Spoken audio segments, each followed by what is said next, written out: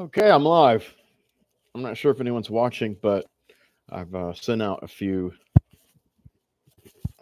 feelers here and there to some collaborators and friends. And so here's the story. I'm here in my studio, First Street Studio. It is not finished.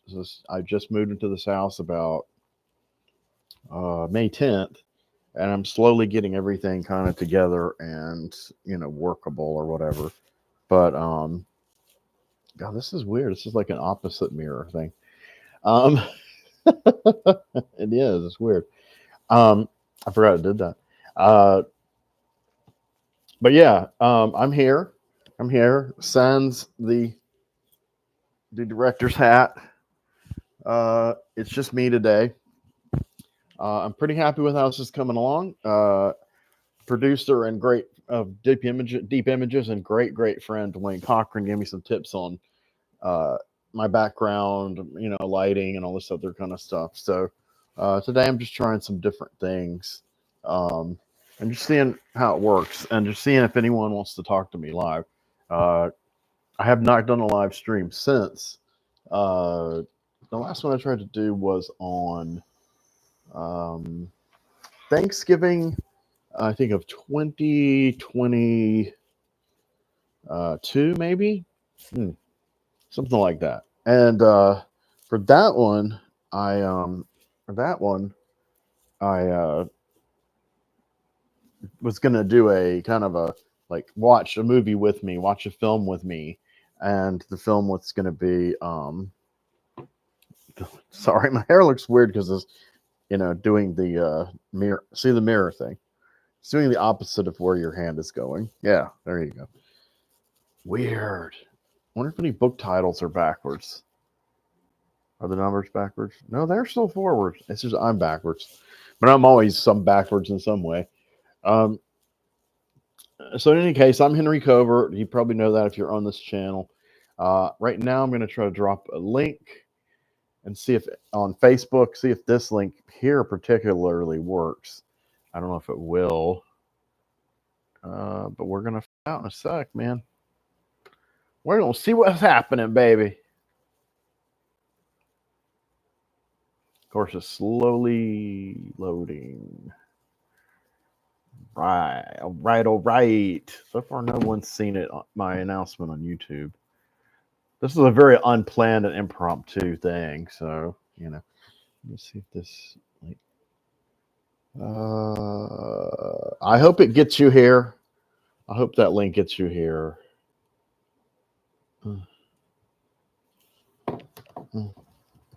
I'm got to tell you. I am going to reach out to one other valuable ally here and see if they want to pop in on my wide live stream.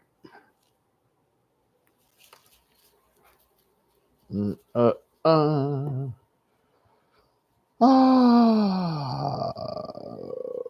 okay. All right. So let's get back to where I need to be. Here. Okay. So I'm still rebuilding the studio.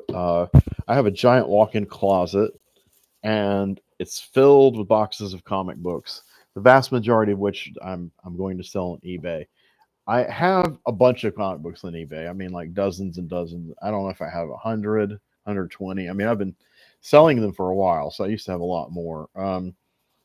But I literally have at least 3,000 that I'm going to sell.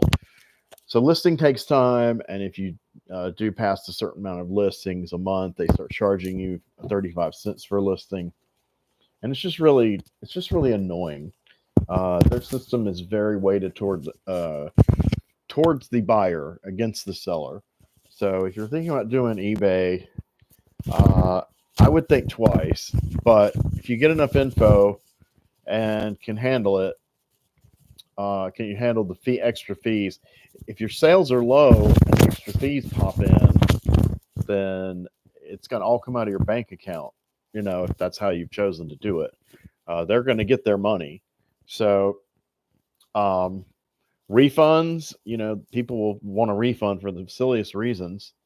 and you've got to give it to them. Even if you put accept no returns, accept no refunds, you can put that on your profile, but they will still do that. They will continue to assail you, and face getting my platforms mixed up because they're also duplicitous. eBay will intervene and make you give them the money back. And I had to tell this guy, look, I'm not like Target where I used to work. I can't just, the corporation gives you any amount of refund at the register. They've got all this thousands of dollars on site. I can't just issue a refund. I've already spent that money on food and, my power bill. And I'm getting used to this mirror image thing. It's really bizarre. But anyway, I'll try not to be too annoying with it, but I wasn't expecting it. I haven't gone live in a while. Like I said, the last time I did a live one was Thanksgiving, I believe, of 2022. And I was trying to do a watch along kind of thing with a movie I watch every Thanksgiving as a tradition. I've been doing that since 2002. So wow. So this year be the 22nd I've done of the movie Nashville by Robert Altman. So I don't know if I'll do a live stream of it this year, a watch along. It depends on if I can get anyone interested. But I mean, I'm much more focused towards the podcast, towards Deep Images growing and evolving and conquering the world. And that live stream I did was going to be a double feature. I decided I'm going to start making it a double feature for Thanksgiving. And I picked a movie I thought would really work well as a second behind Nashville, which of course is very long. I think 3 hours. Magnolia by Paul Thomas Anderson, another 3-hour film. And so me and a couple of friends started the chat. A few people dropped in. I think we got through 2 hours of Nashville. And then I was kind of discouraged. My friend was he wasn't tired yet. He would have probably gotten through all of Nashville with me. I don't know if he would have gotten through Magnolia. And I didn't want to just do it all by myself because what's the point? That's what I can do. I can do that at my house is watch Magnolia solo. So, and it's kind of a depressing movie for me in a lot of ways. So I kind of wanted other people's takes on it. So that one failed. So executive producer Tim Tolbert of Deep Images has suggested another such kind of watch along. And that would probably need to be a live stream too. I have not figured out all the technology of how to make our Zoom, when we get together and Zoom together, make that part come into here as a live. Me, I just press the button and go live. I mean, I still have to fill out a few things, but I'm not sure how to herd the group over here. I mean, of course, millions of people probably can do it every day on their shows and podcasts and videos on YouTube, but that's a level of technology I'm going to acquire. I'm getting there. Patience. In the interim, I wanted to say I did have a live stream on Halloween, I believe, of 2021. I could be getting these years mixed up, but they were all after 2020. I know they were in the COVID era, but it had nothing to do with COVID reclusiveness or anything. I'm already, self quarantined for the most part. But yeah, I did I started at midnight, and I did I was going to watch all 3 cuts of Dawn of the Dead, and I was very excited. And I did have a couple of friends who helped me out. I had a friend, Sean Lee Levin. He was also helping me out with the Nashville thing, and he was an early proto. I can't say he was the co-founder of Deep Images as far as, the original lineup that ended up on camera in episode 1. He was gone by then, but he was kind of a proto co-founder, but he was the original producer. But yeah, that's another story. I've dealt with that in other videos. So, no bad energy towards Sean. But Sean has helped me a lot with these live streams, and hard to get people on the live streams. I mean, I just don't have the presence or the following or whatever to do it. My friends are always busy with something, so and that's cool because a lot of times it's either family or creative artistic stuff. So Dwayne Cochran says, "Hey, how do I answer this? Chat publicly. Oh, fuck. How do I do this? How do I do this? I'm already live, dude. Okay, Dwayne, I see your not Dwayne, it's Dwight Speed. I've turned on subscribers only. And I know you're a subscriber. Let's see. I should be able to just click on this and answer your comments. So, but I'm reading your stuff. You can keep commenting. I'll answer like here in real time. I hope that's cool. It'll be easy because you're the only one here. I was just talking about my live streams I've did in the past, and the second one, the first one I did was I already covered the second one. The first one was All Night Dawn of the Dead. We were going to do all three cuts: the theatrical cut, the long extended cut, which is most people's favorites now, even though Romero preferred the theatrical cut, and the Dario Argento zombie with an I, no E at the end cut. And I didn't get very far in that one. Me and Sean did watch the entire theatrical cut of Dawn of the Dead. So, and that made me feel pretty energized. Started the next cut. When Sean dropped out, I was about halfway through the long cut. Nobody else was joining. So, I mean, I'd sent like invitations to tons of people. They were probably extremely irritated with me. But about halfway through the extended cut, I ended it. So it got farther than the subsequent Thanksgiving one. So, who knows? I would love to do a Deep Images live stream. My concern is if it would have to be a discussion, kind of a symposium, I think, because we're good at that in a group and freestyling somewhat our ideas and opinions. After doing research, of course, so we know what the hell we're talking about. And sometimes we don't, but not as often as some of our critics have claimed. We usually do. And I would like to do it, but again, it would probably have to be a symposium. It could not be a presentation roundtable because I feel like if we get off topic, there's no way to edit it in a live stream. We can, of course, edit it later into episodes like everyone else does.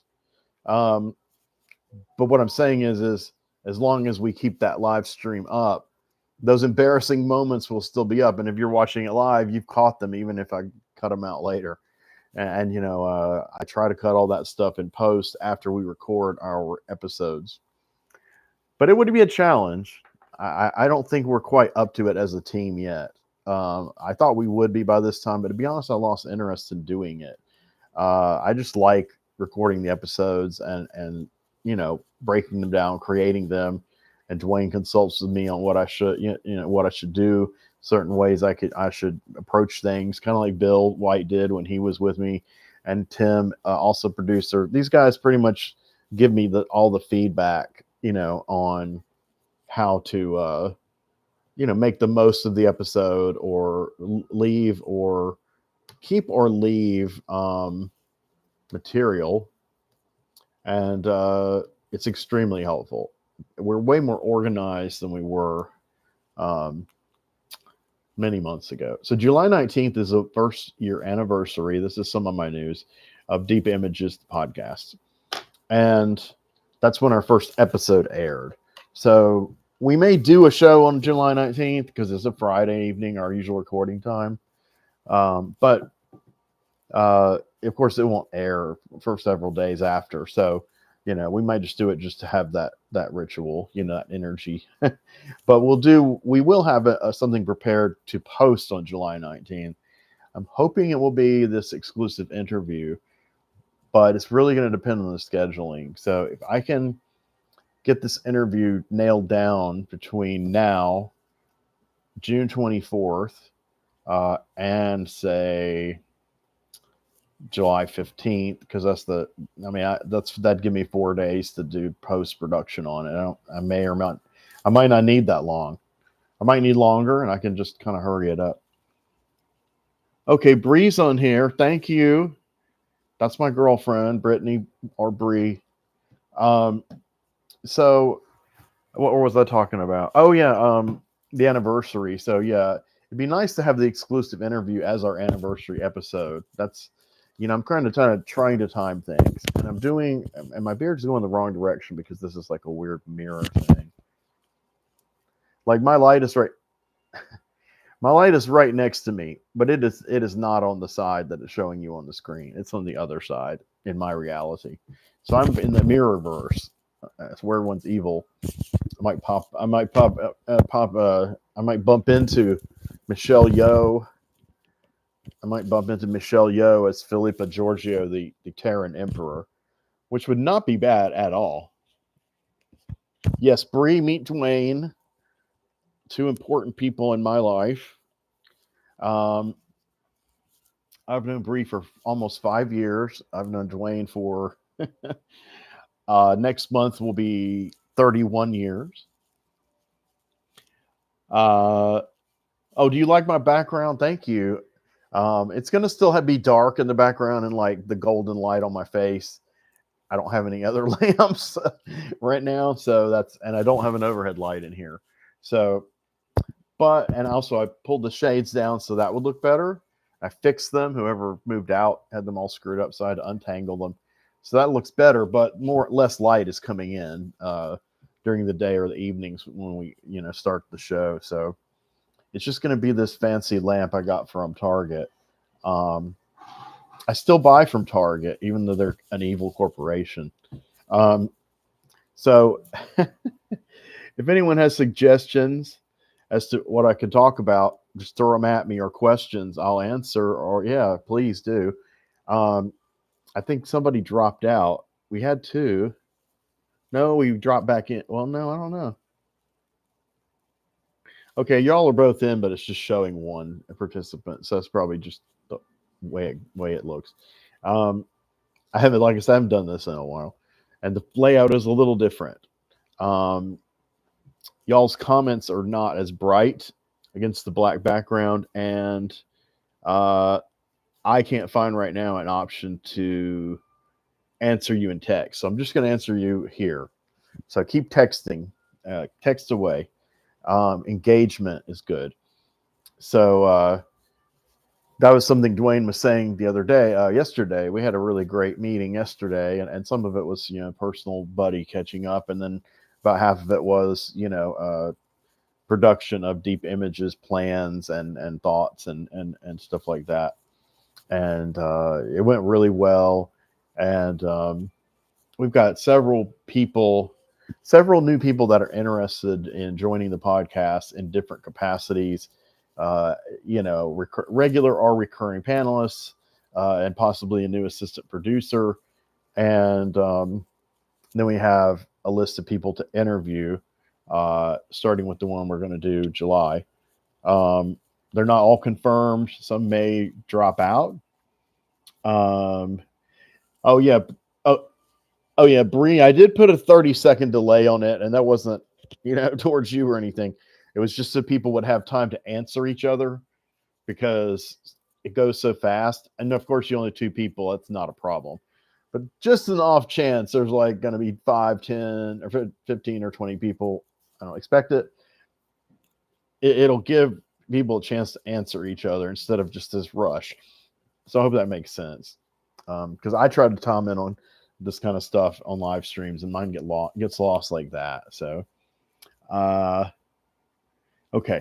So thank you, honey. And so yeah, behind me is my bookcase here, which is my only real big bookcase. I had an unbuilt bookcase that I spent $300 on when I moved to my last house. It was incredible. And I never assembled it because it got to where I couldn't do it by the way it advises you in the instructions, say get an assistant.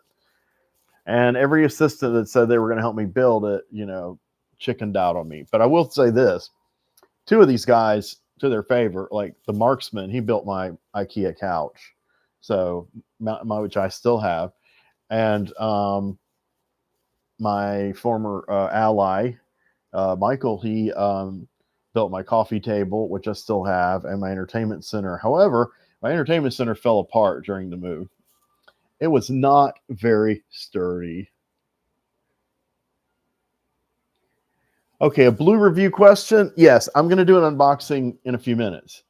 I forgot I had ordered something.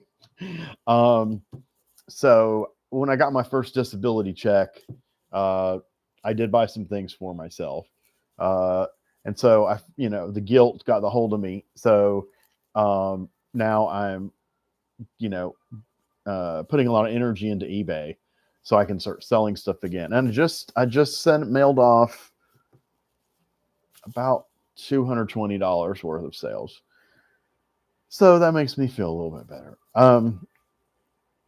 I've sold the first appearance of Killmonger, Eric Killmonger, who of course was played in the Black Panther movie by Michael B. Jordan. Brilliant performance. And that was the first appearance of Killmonger in Jungle Action, number 7, I think, Black Panther series, and written by Don McGregor, drawn by Rich Buckler, who I later met and almost worked with. Rich was not only a comic book illustrator who created some wild characters like Devil Slayer and Deathlock the Demolisher that Marvel still uses, but he also, he worked with Don on the Black Panther, and he co-created. Well, he helped Don create the design. Don usually creates everything, like he'll do doodles and sketches. But Rich had signed it years ago at a Heroes Con, before we really got introduced as having conversations. So I had just gotten my store; it went on pause, so I just got it freed up, and immediately I was like, that's too low to sell this first appearance of Killmonger. So I raised it. And then like that same day, this guy offered me $40 shy of what I raised it to. And that was how much I had raised it. Like he offered me the price I had it for months. So I was like, that's fine, whatever. And of course, true to form, he quickly started hassling me about, in a week. He said, I paid a week ago. Why isn't this shipping? I tried to do the label thing. Ended up, I did not replace my printer with new ink. I bought the new ink before. I didn't have the money, but I bought the new ink right before my move. And turns out I didn't replace it. So I'm going to have to buy the new ink. So, but what I'd done is inadvertently already paid for the shipping. It was $12 for 3. So it was $12 at the post office. So I paid $24 shipping to ship these 3 items. 2 of them were small. So thank goodness this Black Panther book was very, very lucrative. So so it wasn't like a waste or anything. I mean, I did make, a pretty good profit. So yeah, so I'm putting more into eBay. But today I received, when I got home from the bank, okay, man, thanks, Dwayne. Take it easy, buddy. When I had to do the, what was I going to say?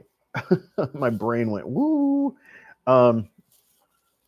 Yes, I got a shipment of Blu-rays I had ordered, and there was this massive half-off sale, and Tim Tolbert was ordering some, and he was like, oh, you should order. And I was like, I don't know. I'm trying to, be really frugal with money.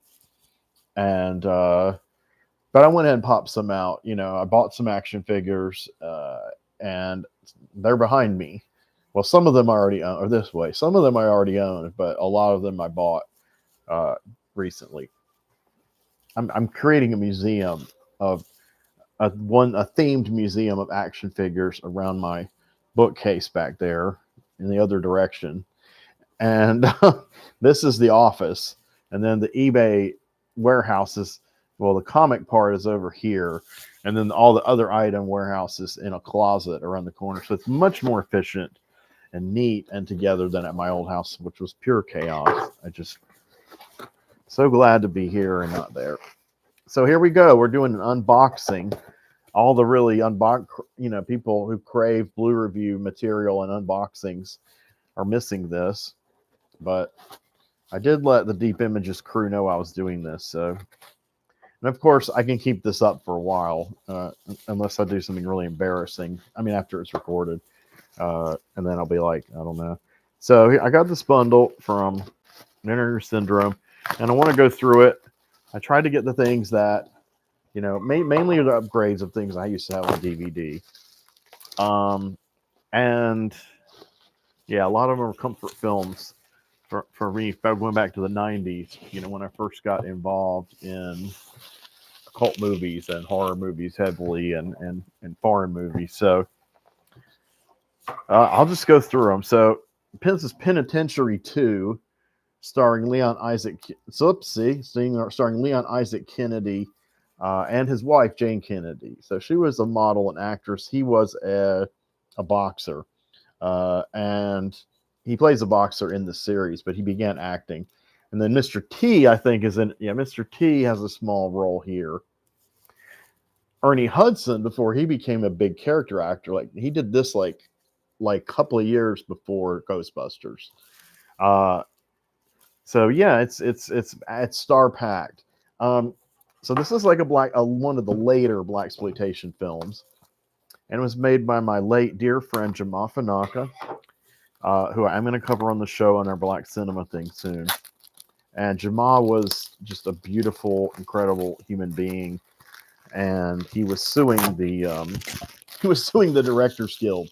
Now this is in 1997. He began doing this. He was suing the Directors Guild to get more representation for blacks and other minorities in directing, and mainly behind the camera, but even in front of the camera too.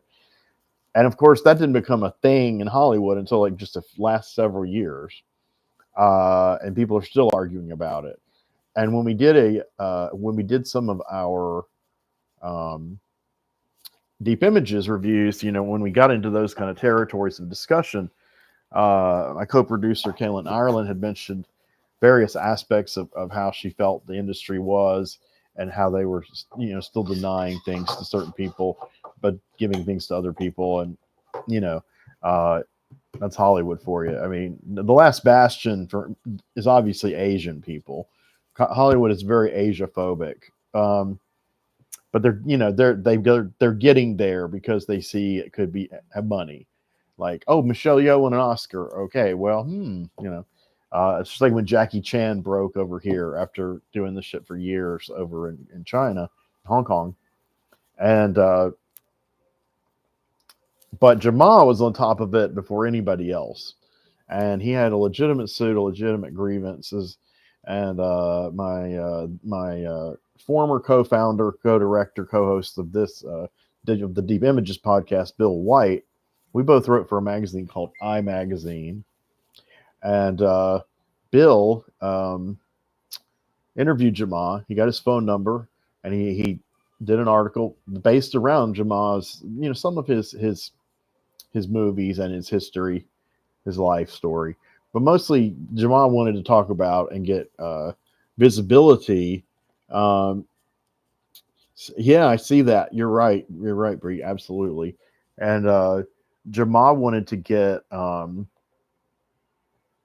I already told you what Jamal was trying to get, but he wanted to use us in any platform he could. And I don't mean use us in a bad way, just to get the word out that, hey, can you support me on this? Can you support me with, financially, or just moral support, or just sharing the fact that this is happening? And it unfortunately didn't get widely shared, but we did our part. iMagazine had a decent circulation. I mean, it wasn't like a mainstream mag, but it was a hard copy magazine. That was, there were copies in every Borders and Barnes and Noble in the country, and it was based out of Raleigh, though, and that's why I contacted them. Besides the fact I enjoyed their content, so I published my Kimba the White Lion article.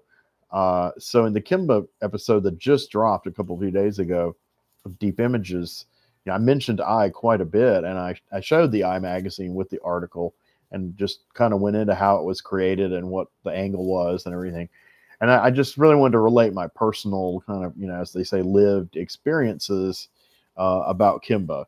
Because people who are into Kimba are really kind of a special kind of fandom. I mean, they're not. I don't know. Some of them are united, but it's kind of like when we meet each other, it's like, oh my god, Um, it's kind of a mystical thing, and I'm not kidding. I really believe that Kimba is like my totem. As you can see, Kimba is on top. Whoop, he's on top of my bookcase. I can't go in the right direction. He is watching over everything. So, all right. So anyway, Penitentiary 2, Vinegar Syndrome. This is an incredible movie. It's pretty violent. It's pretty raw, but it's very entertaining. His Penitentiary trilogy, which was kind of his only money making, like big money making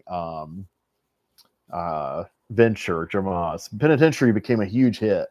And it came out. When did this one come out? 1982. So Penitentiary came out in 1980. By that time, the blaxploitation cycle was just about over. As it was considered. Blaxploitation is a whole nother topic I could go on, but I'm trying to avoid going on to other topics and endlessly. I want to kind of stay and get something done. I'm trying to learn this as I go along. I'm an autodidact, so I need Keith as a moderator on my show, and I have to learn how to direct myself. I'm getting good at directing other people, but I need to know when to shut up. And I don't mean shut up like in conversation or whatever with people. I mean when I'm making a presentation. But I will warn everybody. I do have 2 more lengthy presentations in the TV cult TV series coming up. But I'm very proud of both of them. I'm proud of the Kimba one. But I have 2 more. But going forward, like we're going to do another recording on Friday for cult TV, and I'm peeling back. I'm only going to do one show, and I'm gonna. It is a massive show, but I know it well enough to think to believe I can get it concise, So, Dwayne's kind of becoming my assistant director as far as putting things together, like the outros that you may have seen in episodes, like just reminding people, hey, this is who I am, this is what we are, and doing them at the beginning. If it's the first session, then it's going to be on that first video, like it was on Kimba. But then that next part, like the gargoyles, where we didn't stop and direct a thing where we go, hey, hold on, we're deep images, I'm Henry Cover. Now we are getting better about, however, stopping between people and saying, please like and subscribe. And the other people are getting better at doing it themselves. And I got to give props. Kaylin's done it a bunch. Chuck does it a lot. Keith does it a lot. Tim does it a lot. Almost all of us now do the like and subscribe. Justin does it a lot, and he's got, that great accent. So, he'll start talking and he'll be like, before I start, I want to remind everyone to like and subscribe because I like this show, and I'm very proud of my own work in it. No, he didn't say that part, but he should be. Thank you for the support there, Bree. I appreciate that. And I know you'll be able to help me with a lot of this stuff because you understand all this stuff. And he's not on the stream. Well, there are 2 people now, but someone is quiet and lurking. Dwayne's no longer on the stream, but so I don't want to embarrass him or talk out of turn. But I did forward your ideas, Bree, to Dwayne. I hope you don't mind. And he said, "Man, that sounds great." So something like that, or it's a short, very positive reaction. So. You let me know if that's embarrassing. I apologize. I didn't forward him any of our, intimate discussions, but I did forward him the breakdown of things as you were analyzing the current video that's up. And I appreciate that a lot. So whoever else is watching, feel free to introduce yourself. I'm finishing up talking about Penitentiary 2 by Jamal Fanaka. a beautiful man. So yeah, in this one, he's in prison in the first one. Obviously, that's why it's called Penitentiary. And, but wrongly accused, and it's so raw and authentic. It just has more action and more kind of urban drama action. I don't want to say it's more refined. It is somewhat more refined than his first two features. Welcome Home, Brother Charles, which to me is one of the greatest surrealist films you can ever imagine, and a dark, a really strong cry against police brutality and racism. But it's kind of a horror movie. It's kind of a science fiction movie. It's very low budget, and he pulled it off. And then MMA is a totally naturalistic. They're hanging out in Compton. They're hanging out in Oakland. They're hanging out in all the places in California where there were these strong black communities in the late 70s. And Jamal did that as his thesis. And they got picked up. These two movies got picked up by, small labels and, had theatrical runs. I don't think Welcome Home, Brother Charles got much of a run. MMA was retitled Black Sisters Revenge for the American theaters. Welcome Home, Brother Charles was retitled Soul Vengeance, which I actually love that title, but I prefer Welcome Home, Brother Charles. And I asked, thank you. I appreciate that, Bree. And Welcome Home, Brother Charles. I asked when I would talk to Jamal on the phone, because Bill gave me his number with his permission. And so we started having these like 2 and 3 hour conversations on the phone. This is the old days when it cost him a lot of money to do that. But I didn't care. I was like investing in going forward with all this. I was writing for like 3 or 4 magazines at one time, and I worked full time at Barnes and Noble. And some of my writing I did then, I don't know if I'll ever top. I mean, I'm talking about journalistic writing, not fiction writing, or lyrics or poetry. But as far as just journalistic writing, I go back and I read those magazine articles and things like that, and they're so. I mean, maybe they're too lofty for some people, but I mean, they're really. I had a thesaurus like right here, and I had the standard rule of whatever that journalists use. I forgot what it's called now. Not the rules of law, but the rules of order, and that other book that's like Strunk's something grammar, whatever. Anyway, they're things that people like me who are self-taught journalists, citizen journalists, but writing not about but not talking about politics in the community, though I love to do that too. But just doing our interests, our niche kind of nerdy geeky interests. And in the 90s, being a geek wasn't quite fashionable as it is now. And we didn't have the internet was kind of growing, but not. I didn't have it. I didn't have it in my house. So when I needed the internet, I had to go to friends' houses. And but so we really were like sharing and networking amongst ourselves. Like everybody in that community knew each other, and it was kind of a growing and vital. Thank you. Yeah, I agree. And it was an amazing time. And I was working a lot. Obviously, I was drinking an enormous amounts of caffeine, but I was getting a lot of exposure somewhat locally because I was writing for Creative Loafing, which was a free alternative newspaper that ran for 20 years at least in Georgia, Florida, North and South Carolina, maybe Virginia. So it had a great circulation. And so I think it originated in Georgia, and I think the last franchise to die was in Georgia. The Charlotte one folded, I'm not sure how many years ago. My friend Tim McLean, he keeps up with all this. He would remember this much better. But I wrote for them for about 2 years, 3 years, and 1999 I kind of had just a crack up and just was like, I can't do anything anymore. I mean, I still stayed at Barnes and Noble even though it's horrible, but I couldn't do the journalism anymore. I turned down opportunities that I wish I hadn't, and I was starting to get paid.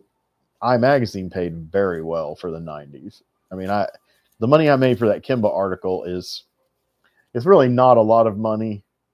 Well, they're defunct, so I'll go ahead and reveal it. They paid me $150 for that article, and that was like almost unheard of in those circles back then. They paid me $150 for the Auto Mule article. I was like, damn. And maybe that's one reason they folded, because they didn't have enough money.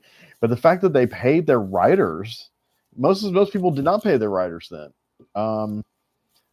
I don't think anyone else paid me. Now, they did pay me in things like free videos and free admission to movies. I got in free to see David Cronenberg's Crash to review it. I got tons of videotapes from Anchor Bay when they were starting. This whole scene has just evolved, and it's really, Deep Images is really kind of the result of this. It's like this alchemy of just come together, because I forget which episode, but it's one that's coming up. Bill said, I just want to take a minute. I had mentioned Tim Lucas, who founded Video Watchdog, with his wife, who's now deceased, Donna Lucas, rest in peace. And Video Watchdog, for us geeks in the mid to late 90s, was like a Bible, and his writing style and way of looking at movies hugely impacted and influenced. I mean, really, it influenced almost everyone on my podcast who was of the age to do that. Like me and Bill and Chuck and Richard, we all definitely were largely influenced by Tim Lucas. And Chuck's wife wrote for Video Eyeball before it folded, Heather Drain, and she just got a great gig doing the audio commentary for the Uncut Caligula set. That is a big break for her. I mean, doing Giallo commentaries, that was a huge step up for her, an honor. But doing something that a lot of people are going to be curious about and possibly hear, I'm really proud of her. And, I intend to mention it on the show with Chuck, and I hope you won't get too embarrassed. But I'm sure he's proud of her too. So I'm really happy with the people on the podcast. I mean, part of the reason I'm doing this live stream is to talk about it. But I am going to kind of work in this unboxing. So Penitentiary 2, it's a 2K scan, archival commentary track with Jama, writer, producer, director. I think he edited it too. Another archival interview, an interview with Leon Isaac Kennedy. Too Sweet. Too Sweet was the name of his character. He was just too sweet. Almost all the characters had these like really wild kind of slang names. It was very hip. It was very cool. Half Dead is the foe, the enemy, played by Ernie Hudson, and he was played by a different actor in the first movie, but then they replaced him with Ernie. And Ernie did a bad thing, Leon. I mean, Too Sweet had finally got out of prison after the first movie, and Half Sweet still had a grudge, and Half Sweet. He killed his girlfriend, and I think he put him in her parts in a refrigerator or something. And that meme has been widely imitated. I don't know if that was the first movie that ever did that. That was seen by a lot of people. That wasn't like an underground horror movie. But DC Comics started doing it when they had Green Lantern's enemy. I forgot which enemy. Do it to his girlfriend. And I understand that it's come back. And of course, feminists who are into comics are really angry. And they call it fridging somebody. So in other words, like when you have a woman as just a love interest, but she's not a fully developed character, and then in order to move the plot forward, you fridge them. In other words, you cut them up and you put them in the fridge, or some other kind of violent act. Now that goes all the way back to Spider-Man. When they killed Gwen Stacy in 1973, no one had ever done anything like that in a superhero comic, and those comics are very powerful and stand today. I mean, you can read them. It's like, wow, this is some gritty shit. And I was only like 5 years old, but I could read. I understood it, and comics helped build my vocabulary. I would ask my mom what a word meant. Or if I would say a word that I read and I mispronounced it, she would be like, that's not how it's pronounced. Don't go out in public saying it that way. People will laugh at you. It's like Carrie, Carrie with Sissy Spacek, the movie where her mom, Piper Laurie, is like, they'll laugh at you. And, they did laugh at me. They laughed at me a lot. So this is my revenge, motherfuckers. No, I'm kidding. Well, sort of. Anyway, I love this movie. I don't know what's inside here. Oh, my God. I think it might be a DVD. Oh, see, it's got these archaic things. It's got these archaic things called can I get them? See, I can't do it because of the angle. This is the DVD. We do not need the DVD in here. The DVDs are a thing of the past. I mean, I'm selling mine on eBay, so please buy them. When I say a thing of the past, I mean there's no need to do a DVD and Blu-ray set anymore, and most people aren't anymore. This came out a few years ago because there was an attempt to incentivize. Kiss this to you too. It was an incentive. They're trying to incentivize you to get a Blu-ray player. Like, oh, I got the DVD, and it just happens to also have a Blu-ray, but I'm not into Blu-ray yet. I'm not gonna buy a player. And then after a while, oh, maybe I'll buy a player. And then when they buy a Blu-ray player and they realize they can not only play the Blu-ray, they can also, it's back engineered, which DVD players aren't. But Blu-ray players can play a DVD.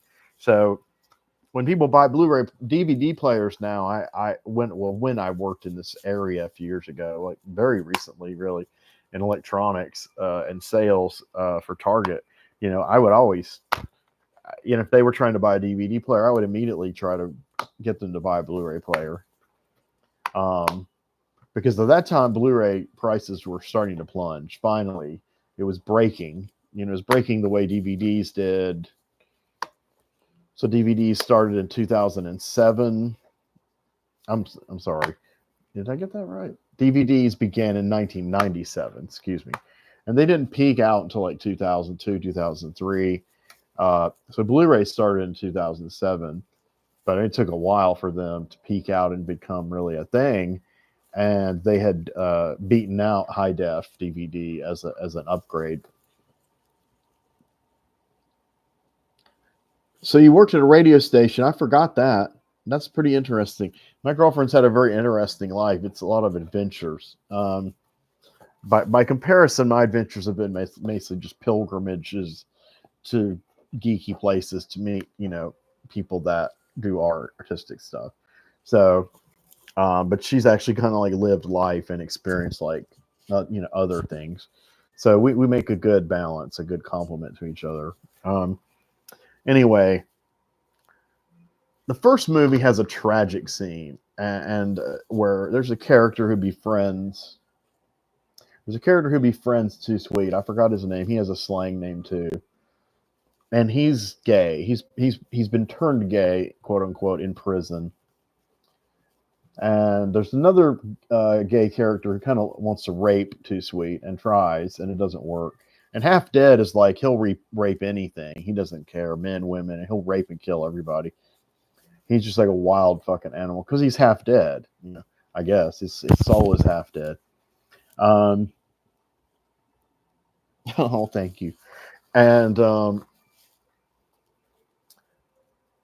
but in the first movie, there's this shocking scene where Half Dead, the original actor playing Half Dead, brutally kills this sweet gay man who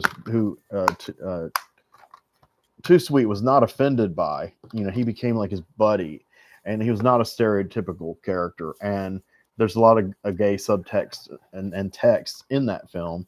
So I've been using this term lately because I'm becoming conscious of it, because I really would like to diversify my audience on Deep Images, and I want to make clear that yes, we are inclusive. I mean, that's not the only reason we got Kaylin Ireland to do the show.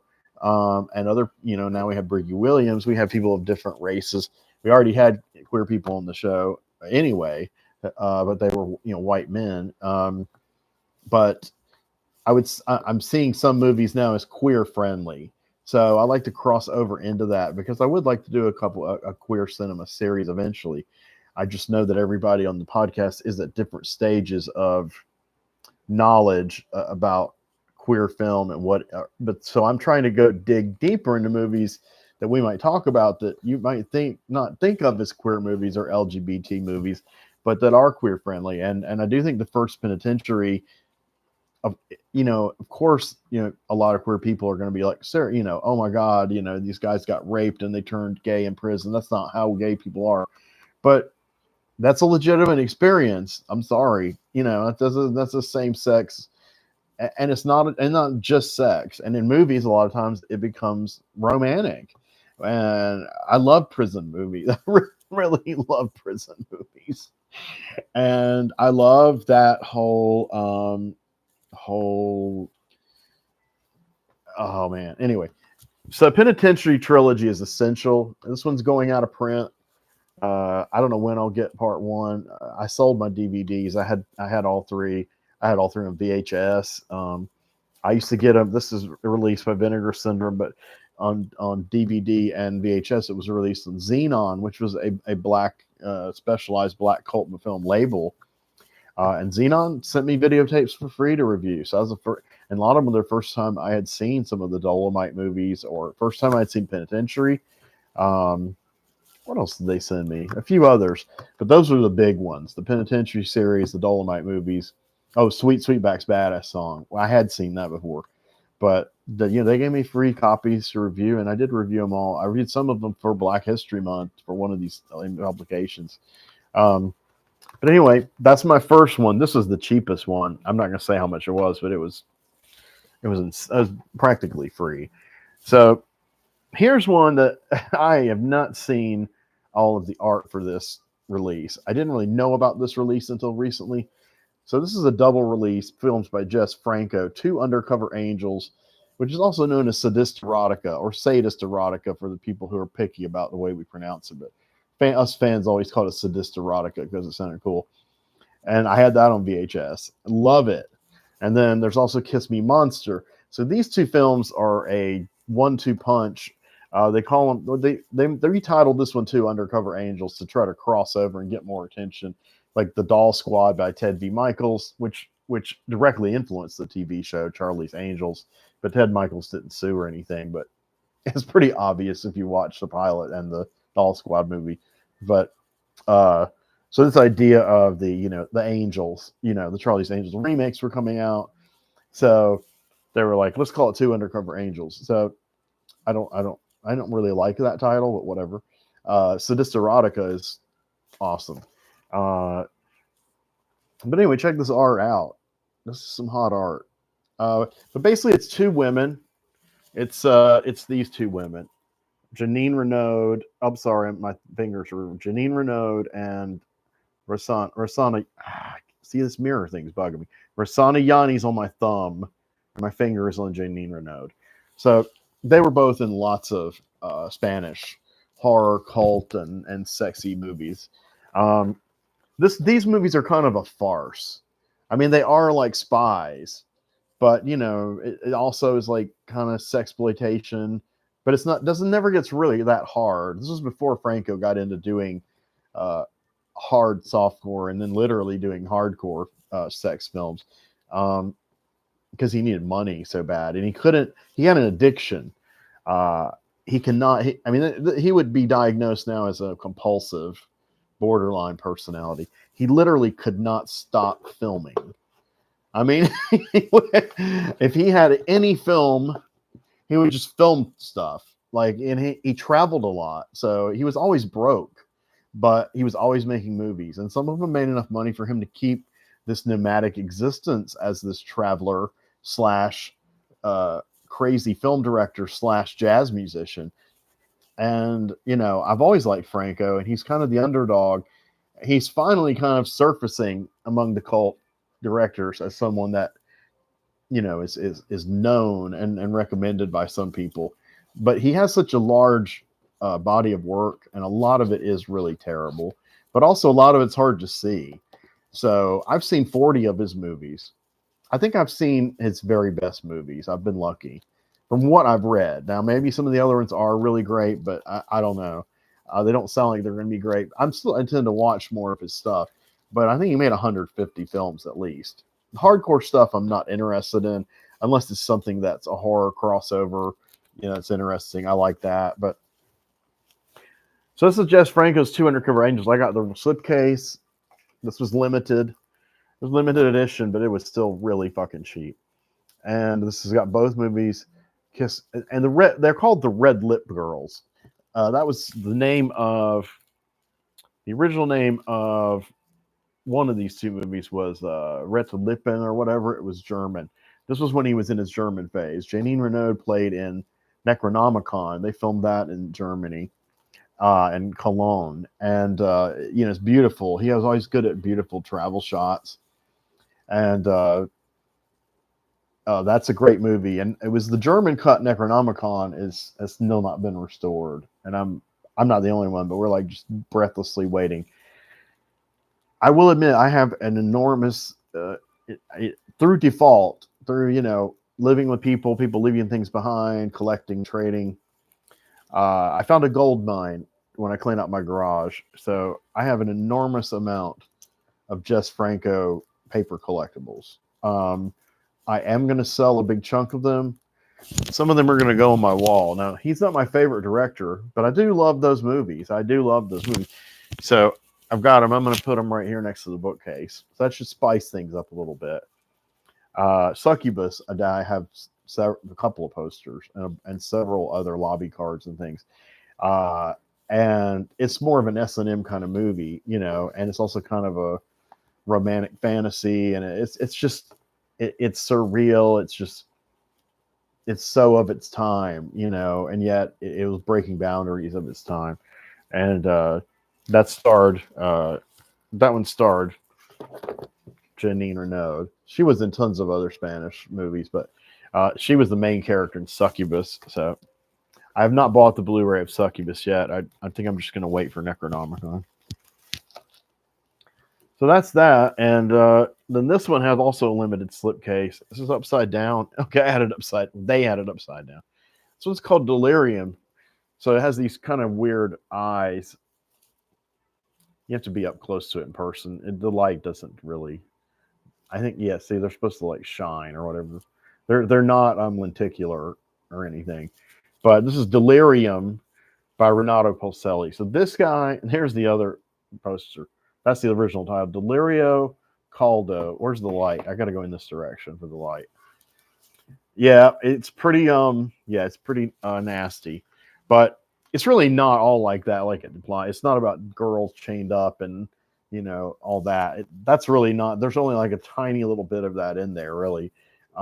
It's mainly about a Vietnam vet played by Mickey Hargitay, who married and Jane Mansfield, and they had a daughter who's now very famous, Mariska Hargitay. I think she's 53. She still looks incredible because, come on, with those parents.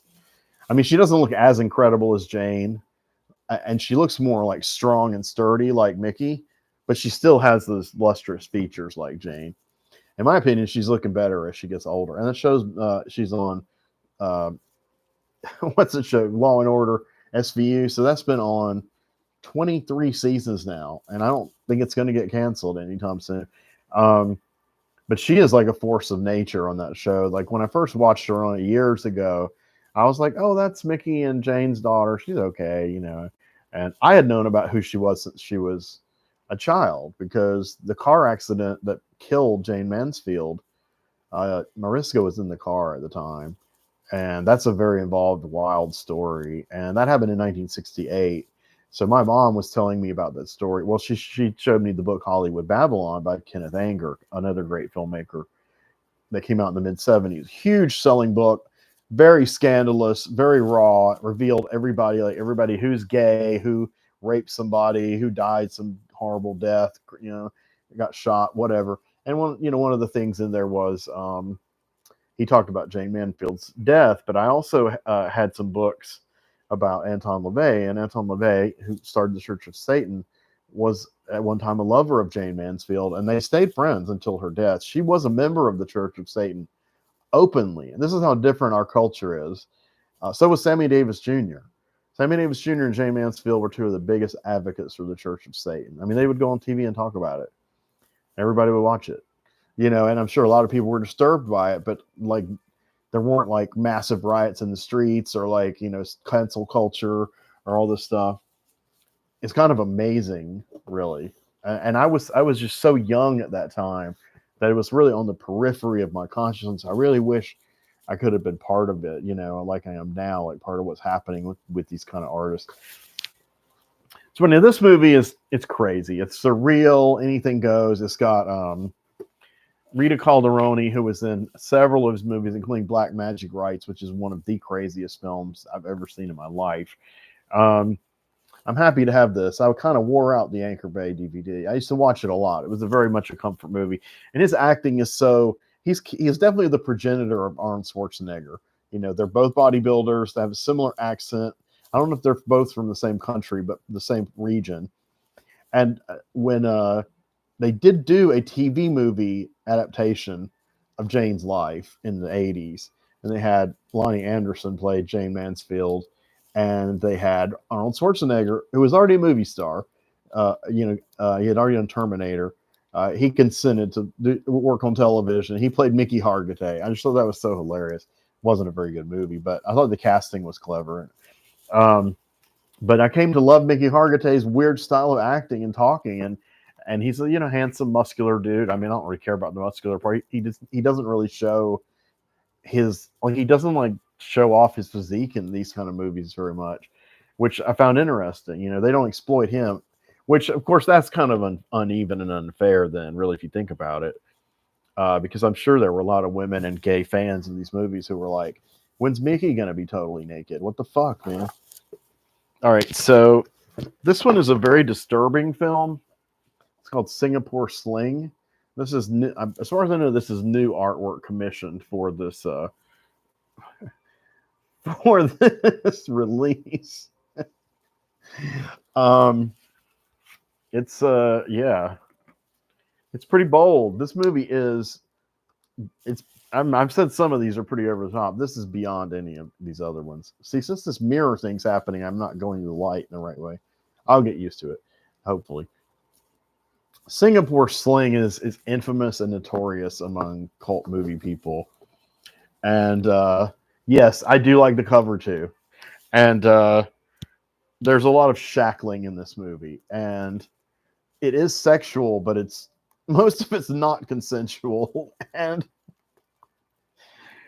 other things happen too, and there's a lot of, there's vomiting. That's one of my things that really turns me off in a movie, real vomit. But it's also a film noir. It's a Greek movie shot in black and white. They kind of did what David Lynch did with, David Lynch was a big fan of like Sunset Boulevard and Laura and those movies. And that's why he named Laura Palmer Laura, because it was a murder mystery about Laura, and he was a huge fan of those kind of films, and he incorporates references to them. He even names characters sometimes after characters who were in those movies. And sometimes he names characters after characters in other kinds of movies. And a lot of people don't catch it unless you've, really been into those same movies. But after Twin Peaks: The Return, when he became really, really, really, really famous again, David Lynch, he's published tons of lists of his top 10, top 5 movies, and it's really great. And Sunset Boulevard is among them. And I used to have Laura and Sunset Boulevard on DVD. I do have Sunset Boulevard on Blu-ray, and my friend Tim McLean and I did see it in the theater about 6 years ago. I think it was just a projected DVD, though. I don't think it was a film restoration. And it was weird because the entire, my friend Tim is a bit older than me, and I'm not exactly a spring chicken, but the vast amount of the audience was older than us, both of us, and richer. So it was odd. It was odd. It was really odd. I mean, I don't know if any of these people were alive. The movie came out in 1950. So I'm thinking, okay, so 68 years ago, I guess some of these people could have seen it as a wee tot on TV. I don't know, or in the theater as a wee tot. I don't know. But definitely on television in the 60s, which I didn't. So I didn't know that. But anyway, Singapore Sling. So it's a film noir, and you have a gumshoe detective. You don't know much about him. I forgot if they even give his name. It's like, but he narrates it kind of, and patchy, and it's in that style of those crime movies, noir movies in America from the 30s and 40s, 50s, primarily the 40s. And he gets shot during a case, and he left for dead, and he comes to the mansion or whatever of these two women, a mother and her daughter, and they're very rich. They don't have to work, and they're extraordinarily decadent, and they're incestuous, and but that's not their limit of their, what they'll do. They're not in a monogamous relationship, the mother and daughter, but they are enjoying some incest. Um, Incest is a gigantic fetish of the underground horror uh, uh, genre, and um, I get it. Uh, the actual Native American stuff, yeah, I'll tell you something about that in a minute after I finish Singapore Sling, actually. Something interesting. We've been talking about that. Um, and it isn't something we've talked about enough on Deep Images, though I have tried to mention it when it fits.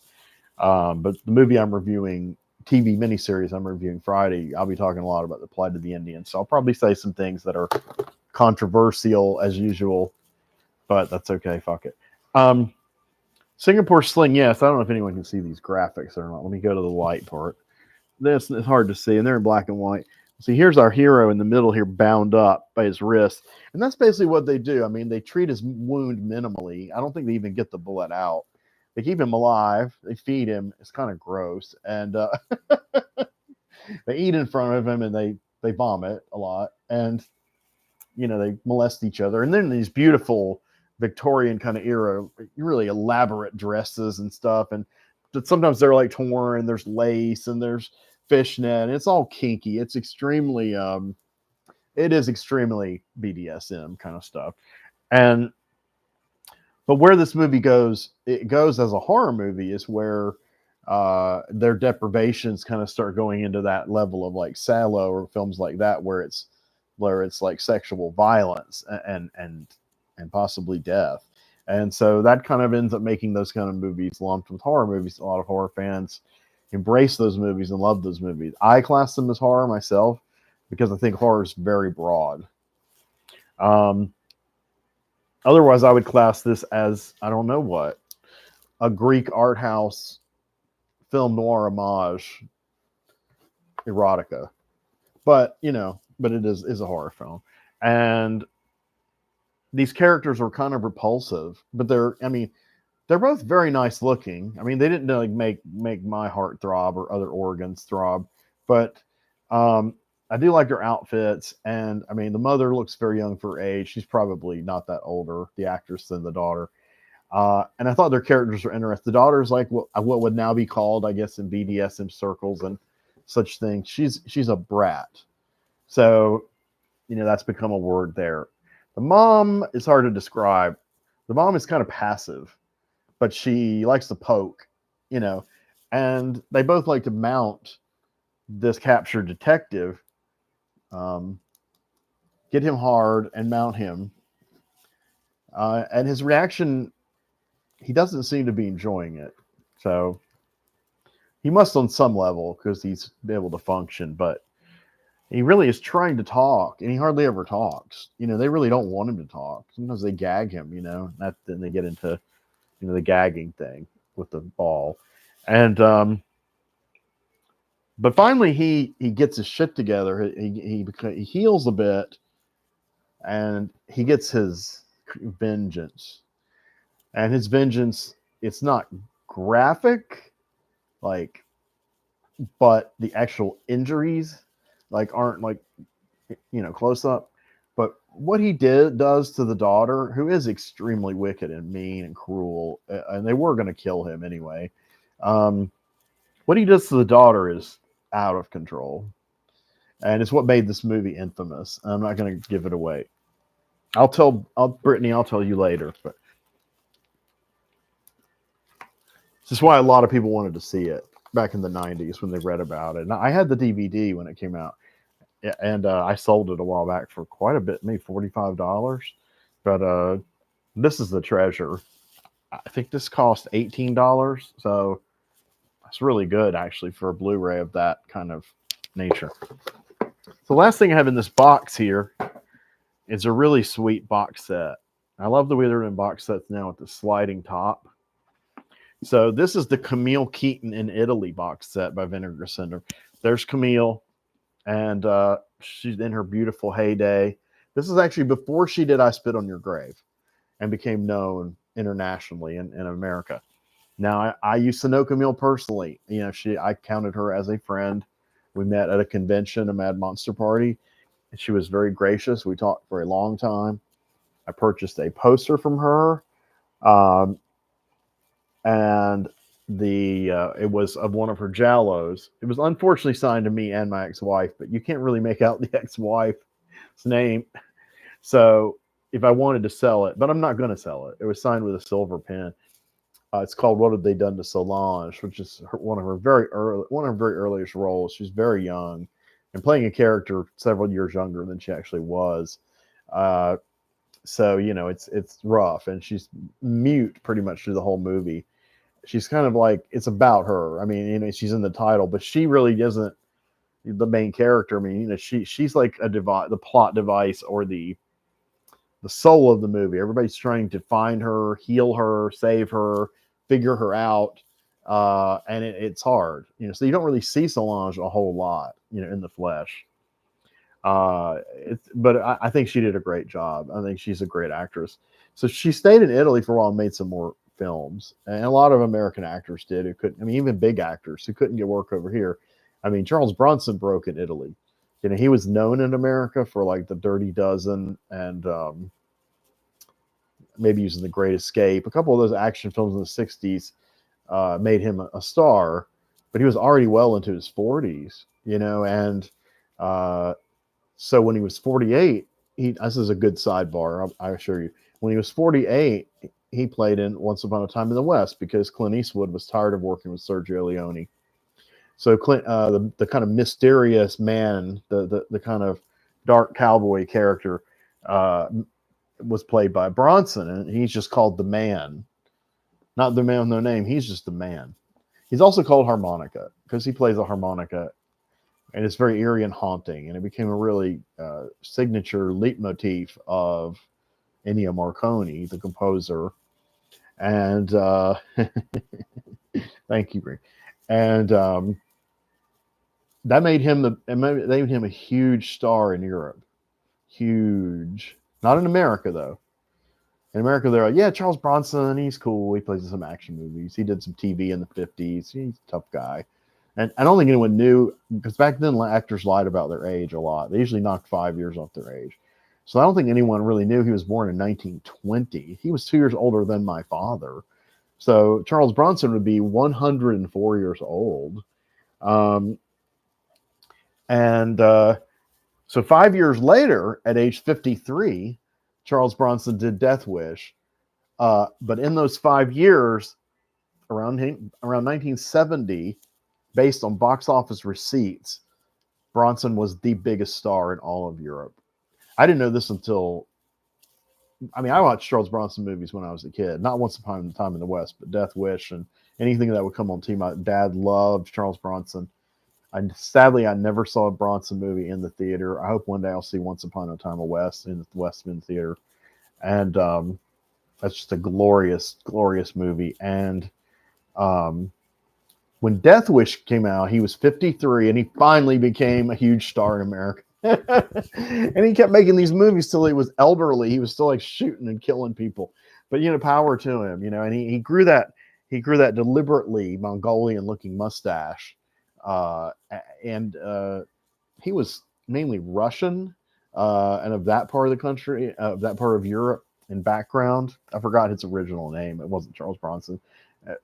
Bukinski or something like that. My theory is that because of that area of Russia and where it lies, is that he had Mongol ancestors, and they contributed to that vague look about him. And so when he grew the mustache like that, he did get cast as Indians and Mexicans a lot.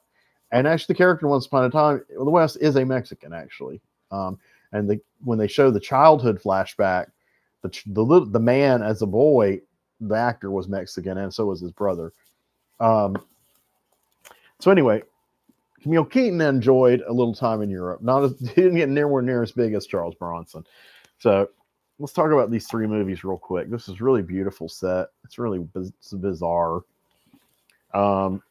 So Madeline. Now this is a Giallo. I've seen this once. I don't remember a lot about it. I think it's had several subtitlings and alternate yeah, Matt. Well, the full title of the movie, translated from the Italian, is Madeline: Anatomy of a Nightmare, and it says it offers one of Camille's strongest performances. And it's got all kinds of Italian character actors that I know, but most people don't. But I wouldn't say them anyway. Paola Senatore, Silvana Tranquilli, and Pier Maria Rossi. Now, the third one I'm blanking on, but I know Tranquillini and I know Senatore. Senatore is in some of Elio Petri's films. So cinematographer Carlo Carlini, who shot Autopsy, another great giallo. So yeah, Vinegar. This is in 4K. 4K. I mean, it's not a 4K Blu-ray, but it's remastered in 4K. And commentary attack is a conversation between Camille Keaton and Kat Ellinger, who's a really big critic in this scene now. And I've seen her kind of rise up. She works on a magazine with Heather Drain, Chuck, my guy's wife. So I'm 2 degrees from Kat Ellinger. We were friends on Facebook and talked a little bit. Her husband went a little bit cuckoo on me. And so I had to block him. He began stalking my Flickr Street page because my main character now, if you want to say I have a main character, is called Ellinger. Just Ellinger, no first name, no last name. And I honestly can't remember if I heard Kat's name before that or not, and it seeped into my brain. I mean, I was already thinking names like Dillinger or Hellinger. Hellinger was the name of one of the characters in Deathlock comics, and I wanted something kind of like that. And then it's possible maybe I just heard her name on the periphery, but he actually accused me of stealing their name, and he drunkenly threatened to sue me. It was, and he didn't stop. He kept posting. So I was like, I tried to get in touch with her to try to control him, and I don't expect her to be able to. And I don't know what their status is now, and that's none of my business. I've heard various things, none of my business. Yeah, I blocked Kat too at the time. That was a little bit drastic, but because she didn't answer my plea to get her husband to stop harassing me. So I just blocked both of them. And then, Kat's career really blew up, and I love her commentaries. She has a very rich British accent. I don't know what region, when I'm talking to British people, they know exactly what region they're in. That dialect comes from, but I know that about some countries, but I don't know that about England. I was learning it as a kid. I was obsessed with England, but I'm kind of not into England now. I'm more into like a lot of other countries, to be honest. The UK to me is just part of the whole problem of the world, colonialism and its Puritanism and censorship. I mean, their society really, if you look at what the laws are on paper, it's almost as draconian as China is claimed to be. And unfortunately, the UK standard of living is nowhere near China's. So, I'm not interested in England anymore. But if I meet a cool English person, we're going to collaborate with a cool English person. And Kirsty McQueen, who does a podcast on this tier thing, YouTube, called Homicide Highway. And she talks about true crime. And she's got a really heavy accent. And she told me what the region she was from, and I forgot. Madeline, like I said, I don't know much about it, but it's got a few features, like behind the scenes. I would love to hear Kat and Camille talk. Camille's very accessible. For some reason, I texted her about something months after I'd met her at Mad Monster Party, not many months, and she did remember me. I was kind of surprised. And we just started casually texting, and it wasn't so much about questions about her movies. She would just talk about life and stuff and music. We talked about a lot. And then something weird happened, and she dropped me, and I don't know what was going on. And then about 3 years later, I tried to send her a friend request, and she accepted. And I think she's only exchanged a nicety with me once. So if she's at a convention, I'll definitely go try to talk to her. I mean, I assume she's not mad at me anymore. I didn't quite understand why she was put out with me. It wasn't really expressed. She didn't block me, but she just unfriended me. She said, this is just too much. I don't know what she meant, really. I mean, because she was texting me at that point, she was texting me sometimes really late at night. And Camille, if you're watching this, that's not, I had no problem with that. It was awesome. I love it when Camille Keaton texts me late at night to talk about a Pink Floyd show she saw in 1960s, late 1960s when she was extremely young. That's awesome. That was an awesome story. Um, anyway, Madeline, I'm saving the best for last. Sex of the Witch. This is Camille Keaton. She's not the super main star. Jessica Dublin and Susanna Levy, who really aren't very well known among cult circles. I had this on DVD, not an official DVD. I had a bootleg of this movie. Another Giallo that just has some really strange things like clans and cults, and not the Ku Klux Klan, but like clans and cults and black magic. But it's more of a Giallo than a supernatural film. The supernatural element's not blatant. So I always class, and other writers always class it just squarely as a Giallo. Whereas a lot of people class Suspiria as a Giallo because it's Italian and there are a lot of women murdered. Uh, there are men murdered too, though. But it's not a Giallo. I'm sorry, guys. Suspiria is supernatural horror. It is not. It's not a Giallo. Um, I mean, we can debate about it, but whatever. But yeah, this one has some good people. It has Donald O'Brien, who is a bunch of crazy stuff. Um, Franco Garofalo, he's a trip. He was a comedian, I think, at one time. It says it's a glorious, perverse slice of Euro sleaze. So anyway, that's cool. But here's really the gem: Tragic Ceremony. We've been waiting for this to come out on official home video for years and years and years. I have a bootleg DVD of it. I don't think it never officially came out on DVD. Um, and it's had other names, but this is kind of the one they settled on. I don't know if it's a translation of the original Italian title directly. I love the title. I love this movie. It is extremely psychedelic. It has some scenes that are some of the most creative, extreme, shocking, and also absurdist gore that I've ever seen. I mean, there's this tidal wave of violence that happens during a tragic ceremony, and it has to be seen to be believed. Really, I mean, Riccardo Fredo, the director, he was kind of slack. He helped invent the Italian horror niche in the late 50s, but he was, from what I understand, he didn't finish almost none of his movies he finished directing. He always had some kind of ego problem or clash with somebody, and Supernatural represent. And but here's the thing, like, so that helped Mario Bava, who was working in every other field but directing.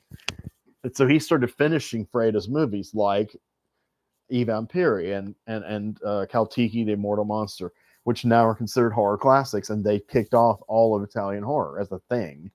And it's really funny. I'm getting a text from Kirsty McQueen right now, but I can't answer you. You should be on. Why aren't you on YouTube watching this? We're going to do a symposium for Deep Images together. So, Tragic Ceremony is a gore-heavy supernatural horror treat that dispenses normal logic in favor of ever-mounting weirdness. Luciana Paluzzi's in it. I should Luigi Pistilli, who was in everything. Scored by Stelvio Cipriani, who did A Bay of Blood, and I'm trying to think what his most famous score is, but I love his music. I've collected his albums.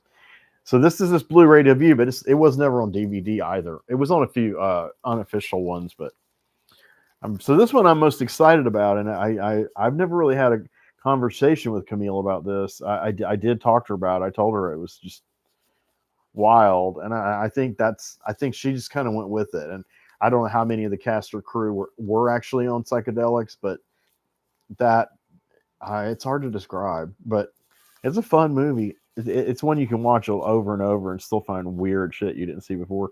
Allegedly, Frida actually finished this one himself, so this could be his masterpiece. Well, I think it is his masterpiece, even if he didn't finish it. But I want the other guy to be credited if someone else finished it. That's that box set of Camille Keaton in Italy. Love it. So basically, I just bought. These are all either upgrades of DVDs I had, or in the case of these three, I'd never owned these three. But I am a Camille Keaton big fan and former or whatever friend, acquaintance, So this will be enshrined in my box set. So that's the ending of the unboxing segment. I don't even know. I've been on an hour and 24 minutes. That's pretty short for me. I could probably do this for 5 hours. I'm just kidding. So I'm going to look at Brittany's comments here. Yes, colonialism is bad.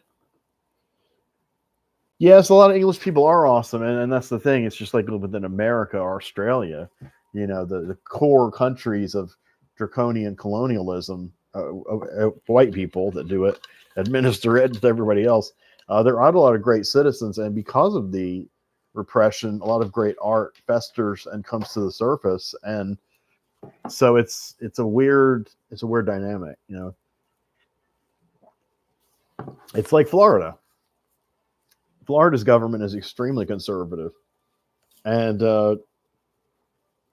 but it was that's where a 2 Live Crew came from, and like got in trouble with everyone, and that was where death metal started with Chuck Schuldiner, who's now deceased. And I know why death metal. His creating death metal was a reaction to the way he was treated in Florida, and by the normies and the government. So God bless the assholes for look at everything black art has created. I mean, and I covered this in the Black Cinema videos. Everything that's been created by black people in America that's an indigenous art form, like almost every single indigenous music form that we listen to across the spectrum was invented by black people, and it ultimately was rooted in blues from being slaves. So gospel, blues, R&B, soul, funk, disco, rock and roll, rock music, heavy metal, reggae. Well, okay, reggae wasn't American. However, reggae was strongly influenced by American R&B, and they were also black too. So, and there was other music, by black people that were influenced by American R&B too. The reggae did start actually. Reggae it started around the same time as American R&B, the mid to late 50s, same time as rock and roll. It took a while for all these people to kind of cross pollinate. So I love music. I swim in music, but those are black created art forms. And, I said firmly on my podcast, I said, this is a discussion podcast, but on this point, I absolutely will brook no argument or debate. Kaylin was very, very, very supportive, and because it's representation and other cultures, diversity, and she's very proud of making that part of her. How do you put it? I guess within the show, I would say her persona, but really, I mean, just her life, her causes, or activism, or whatever. So those are reasons, among many reasons, why she became such a breakout star on the show. And right now, there are changes happening, and I don't even understand all of them. So I can't really speak out of turn too much right now. I did make a video last night, and I did speak a bit out of turn. Nothing negative about a single person, but just about concerns and unrest and things that were stressing me out and causing me anxiety. I decided not to post it, though. I was going to send it to Dwayne today to listen to, and then I was like, I'm not going to post this. I'm not the level where I need to say that stuff. I know it was like 50 minutes, so I couldn't shut up. Live streams are always long, but I'm not going to be on too much longer because I don't think anyone else is going to come on. But thank you, Bree, for being here. If anyone watches the replay that's interested in my thoughts about the podcast, I'll just boil a few more down real quick, and then we'll get going. So with the podcast, we had some disappointing people who tried out for the podcast not too long ago. Both circumstances were extremely surreal, absurd, and humorous. You just never know what kind of people you're going to meet. And I advocated for both of these guys, and wow, the way they acted in our group chat to plan the shows was beyond the pale. It was beyond the pale. And so it left us all in kind of a weird state. In a way, we're still recovering. I don't know. It seemed like after that, other things started happening. It could be just synchronicities. I mean, I tried to dispel the negative energy. So I got rid of these two people, and I didn't fire them. I told them bluntly, you're not going to work out. Sorry about that. And one of them was very cool and receptive. He had been a fan, and he was very kind of just not, he wasn't tuned into what was going on. I don't know how to put it. I kept calling him a kid, and he is probably my age. And I kept calling him a kid because he just has that kind of personality. And the other guy was just basically an egomaniac and a contrarian, and very intelligent, very, very well versed in a lot of things. But he even admitted he wasn't good in groups. He hadn't collaborated much with people. He had massive falling outs with people, and he said, maybe it is my fault. And first I told him it was his fault. That's where we argued a bit. He said, why are you arguing with me? And I said, because you said nasty things to us, and I'm countering them. I'm not, and you're complaining about the way we do things, and I don't like it. It's bringing us down. It's negative energy. So I dispelled the negative energy. And so, that's something you have to do when you're trying to keep moving forward, and with a project, and keep it lasting, and keep it, I can't read this last one. Yeah. Row.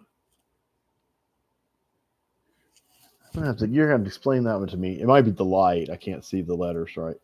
But anyway, as far as where we're at now, what I was getting at earlier, and I never got to really. This is how I roll. Sadly, I'm trying to reel it in. I need help. That's why I need directors and moderators. One thing that after those disastrous experiences with these two fanboy guys, I'll just put it. They're not fan bros. Like, they're not nasty. Well, they're not. The one guy is really sweet. The kid guy, and the other guy kind of is nasty, but he's like much older, not than me, but he's an older guy who acts older, and who has a career as a novelist. So more power to him, but I just couldn't handle it. He wanted to stay friends with me. He really liked me, and I just said, cool, yeah, you were good, but I did the ghosting, and I just had to do it. I just had to remove all the just basically dispelling the negative energy, okay, Spagooby Doo, or the Jetsons dog sometimes. But like, so Kaylin was like, and Tim were both joking that, they were like, here comes Henry. I've known this guy for years. He's really cool. And then look what happens. And they're like, maybe we should, Henry, just stop trying to recruit these guys you've known for years. They're all crazy, and Tim's like, they need to pass a sanity test. And these two failed. And Kaylin's like, yeah, we can always use more women. And I'm like, I have been trying the whole time to get more women. Like, we've had other, well, the only one besides the Kaylin that we've had on camera, Frances Chu, was part of the original lineup, but didn't make it to the first episode. She had to drop out. So some of the ads on TikTok I made do have her last name Chu on it. Now, Halloween last year, she was with us for every Halloween episode. She was fantastic. I love her to death. She's weak in certain areas about cinema, and she'll admit that. And, we're trying to branch out, and I think there's some things that she felt she wasn't going to be comfortable talking about. So we finally got to doing the best and worst films we'd seen for the first time in 2023. Not 2023 films. And I thought she was going to do it. In the last minute, she dropped out. And then, I said, cool, just let me know when you want to participate. And then she didn't answer me for 2 months on the group chat or on one-to-one. And we're good friends. And I know she's going through a lot of shit. I know it. So I removed her from the group chat, but I didn't fire her. But in other words, I don't want to have non-contribute. Like, if you're contributing anything to it that's solid, it doesn't have to be all the same thing. Then you'll end up in the group chat eventually. But If you're not, then you're not. And especially after I let those two guys into the group chat, and and what it does is all that arguing and off topic, it makes all the announcements hard to, you have to scroll up to get them for like 20 years. And then I have to repost them, and then I have to do all this stuff, and me and Kaylin, when they're making like screenshots to try to preserve them and shit. So Kaylin wanted more women. So we did have Frances, and we don't have her now. I'm going to invite her back for Halloween though. And the other was the wonderful Briggy Williams, who is a friend and political ally of mine for some time. We helped moderate the official fan page of one of the biggest far left independent media commentators on YouTube and Rumble. And he's also a famous comedian. His name's Jimmy Dore. So I haven't met Jimmy Dore. A couple of our moderators have met Jimmy Dore. I can't remember if Briggy's met Jimmy Dore or not. She's met a lot of people in that scene though, because she's like a real activist. I'm like an armchair activist, but I do what I can. I try to live by example. But Briggy's out in the field, and Briggy is an African American woman. She's an incredible artist. I don't know her age. It's very indeterminate. She's dropping clues here and there. I don't ask that women. I don't ask anybody, and I don't tell anybody my age. But you can kind of sense a vibe if somebody's kind of your generation, more or less, or there's touchstones that we all experience. So one of the shows that she's getting ready to cover, she's already covered it, but the episode it's in the can, but I haven't released it yet. But I'll be posting it in several days. She reviewed a series that I followed in the late 80s, and it was fun talking to her about it, the inner mechanics of it, because I haven't really talked to anybody. Tim knows a lot about that show, but Tim had already left the session. But me, her, and Keith got a really nice little discussion about it, and Chuck. It was a fun session, and unfortunately Kaylin couldn't make it, and so right now I'm kind of just going forward and restructuring the production team as best as possible. Maybe getting an assistant producer soon. I'm not going to name them in case they're watching. Hint, hint, that I'll embarrass them.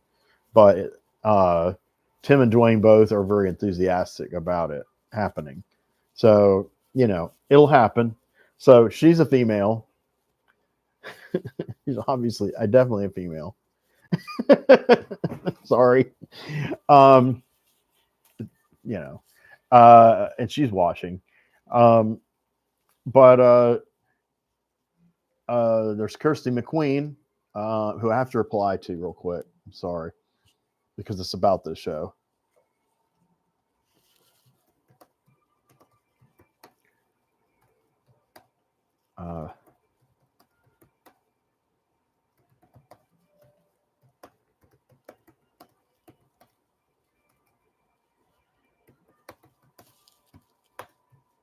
Setting up one of our very first actual Sunday symposium, which is going to be a little different than our regular topic shows.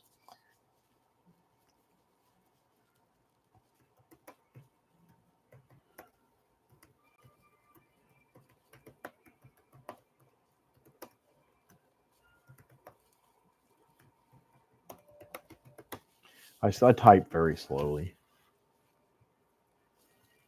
All right, so we'll see if she answers. So I guess we'll pretty much close it up, but I will. Thank you. I want up close personal confirmation, just to be 100% sure though. So hopefully soon that I'll receive that. But I trust you. So I want to thank Dwayne Cochran and Brittany Darner for watching and for their support and interest and work to help me with this project. And though I haven't really gone into any details about how we're going forward, because mainly we're just wrapping up these multi-part topics we've been doing. So we're going to wrap up, do other segments that we're going to flesh out. Black cinema, we're going to flesh out cult TV. We're almost done with those. We're going to flesh out alternative sci-fi films because my brain is like bursting with ideas for that one. And we've done 2 sessions. And when I post them just concurrently, with no breaks if possible. Sometimes I I had to insert the Dawn of the Dead special in there. Some channels, post like 5 or 10 videos a day of all kinds of different topics. So I'm not that kind of channel. I got to kind of parse out the content and really target it. I'm fine with that. We'll be getting the current Cult TV. Well, Cult TV itself just began on the channel. So what you can watch now on this channel is episode 104, which is all about Kimba the White Lion. And yes, it's me talking. And then the next one is 105, which is about Gargoyles and Beastmaster, the television series. Though we do talk a little about the movies, of course. Gargoyles was talked about by the great Bill Mulligan and the awesome Justin Cotton. He just laid it down on Beastmaster, man. He mentions a lot of he mentions a lot of elements of Beastmasters that I love that he mentioned. So while we're getting into diversity and things, we go there with the whole idea of the fetishization of these male adventure characters who, with no shirts and big pecs, like Tarzan, Conan, Beastmaster, etc. And it is a homoerotic fetishization. I'm not saying women don't like it, but it is really, and Justin is, he's out. That's all I'll say. It's his business, but he's out. So Justin, of course, knows what he's talking about, I feel like. And Justin and I collaborate on stories. Some of our collaborations are going to end up in Flickr Street. And, some of them are lampooning and parodying the fact that a lot of this kind of men's adventure fiction over the decades has been kind of on the down low, kind of homoerotic, really homoerotic, really. And so it's fun. It's fun to play with those tropes, and it's fun to get it out in the open and go, it's okay. Like a cis male fan of Tarzan or Conan. You're not saying Tarzan and Conan are gay, because there obviously aren't. But if you say to a male fan of them, that's a homoerotic thing, because it's fetishizing his male body. It is fetishizing his male body like men do of women's bodies. And if you say that to straight guy who's like kind of a geek of those characters, and I know a lot of them, no offense to all of you, some of them might, not all, but some of them will freak out, because they'll feel like you're calling their characters gay, and you're telling them that the reason they like to watch movies about these characters or read comics about these characters because they want to see their bodies. They want to, and to me, just talking about it openly can help dissolve a lot of that stuff. So we've come a long way, but we've still got a long way to go. So diversity, yes, we're getting there. We're doing the topics. We're going to do an exclusive interview very soon. I've got to nail it down. It's confirmed. She's going to be cool, really cool. And so really all the people I've gotten lined up for interviews, which is several except one, and all the women who want to contribute to the show, two of whom I haven't even mentioned. I don't have time really to get into all that. They're not going to contribute as heavily, but they will probably be contributing. But these are all females. So Kaylin has got her wish, and we'll end up really with pretty much a half and half. If you add our regulars and recurrings and producers together, we'll have pretty much half male, half female, and we'll pretty much have about a quarter queer. And but we'll still only have, and we'll have two black women. So, and our next interview is with an Asian woman, a Filipino woman. So yeah. Keep watching Deep Images, and I don't know if I'll do this again. Well, I probably will, but it's just for fun. Thanks for watching. Kinsey Scale. Okay, yeah, cool. I gotta read her stuff before I go off. That one looks so good too. Bill and Justin lay it out for sure. Yeah, you gave me some good feedback. Great feedback on that. And Dwayne liked your feedback. Underlying energy happens, and yet it's of interest in the body, and maybe we can talk about the Kinsey scale sometime in relation. I'd find that interesting. Yeah, we have talked about that a little. And she's mentioned it many, many times. But Kaylin, I think, teaches courses on sexuality, and she talks about intersectionality and the media and how the media handles the stuff. So she's really perfect for the show. But a lot's going on right now, and I really can't say anything else. So I'm hoping the energy that we have had will continue to grow and move forward positively. That's my hope. And I'm saying that to anyone watching who is part of the show, in any way. I love all of you. I don't want to lose any of y'all, but I mean, if it has to happen for some reason or another, I wish you no ill will or whatever. So, all right, I will talk to Brittany soon. How do I stop this? It's called end stream.